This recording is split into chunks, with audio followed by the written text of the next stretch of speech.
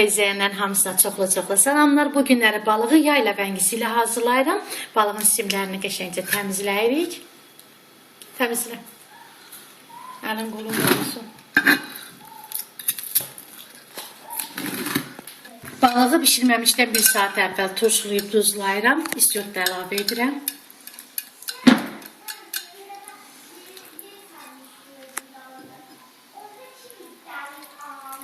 Yay ləvəngisini balığın içərisinə doldururam. Duxovkada bişirirəm təqribən 160 dərəcə 200 dərəcə Selsi temperaturda balıq tez pişdiyinə görə.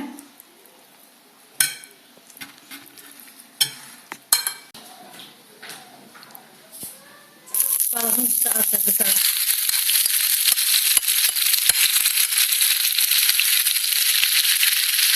Yeniden duxovkaya koydum. Azca pəmizə güzel qızardıqdan sonra artıq yeməyimiz hazır.